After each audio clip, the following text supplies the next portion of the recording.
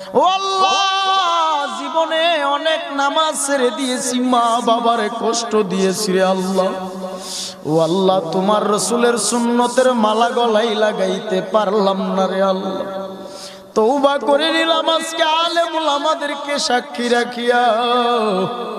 তওবা করলাম আল্লাহর কোনদিন নামাজ ছাড়বো না, রোজা ছাড়বো না, মানুষকে কষ্ট দিব না, সুদের খাতায় নাম লাগাবো না, কোনদিন খারাপ কাজে লিপ্ত হব না। আমার আল্লাহর কাছে যদি একটা বার চোখে পানি ছেড়ে তওবা করতে পারো, আমার আল্লাহ এই মাহফিলের প্যান্ডেলের থেকে বের হওয়া মাত্র জিন্দেগির আমল নামার গুনাহগুলো ক্ষমা করতে পারে কি পারে না?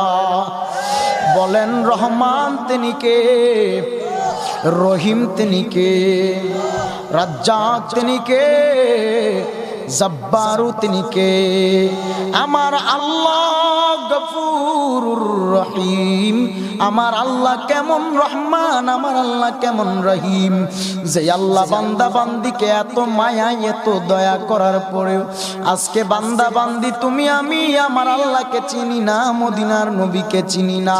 আল্লাহর দেওয়া আগুন পানি হাওয়া বাতাস সব কিছু পাইলাম, আজকে আল্লাহর দেওয়া সব পাওয়ার পরে বুঝি আমার আল্লাহকে চিনলাম না, মদিনার নবীকে চিনলাম না। কিভাবে তুমি মাওলার কাঠ গড়ায় যেদিন দাঁড়াবা কি জবাব দিবা? জবাব দেওয়ার কোনো ক্ষমতা থাকবে না রে গোলাম। ওই দিন তুমি জবাব দেওয়ার কোনো ক্ষমতা তোমার আমার থাকবে না। যার যার চিন্তায় সবাই ইয়া নাফসি বলে কান্নায় বিভোর হবে। বাবারে সময় চলে গেলে আর কোনো কাজে আসবে না।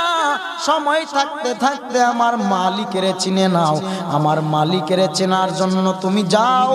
আল্লাহর ওলি শাহজালাল শাহপরানী ইয়ামানী রাহমাতুল্লাহি আলাইহি এইভাবে বাংলাদেশের যত হক্কানি আল্লাহর ওলিগণ আছে তাদের সাথে যদি সম্পর্কটা ভালো রাখতে পারো, তারাই আমার আল্লাহ ও রাসূলকে চেনার রাস্তা দেখাইয়া দিতে পারে কি পারে না?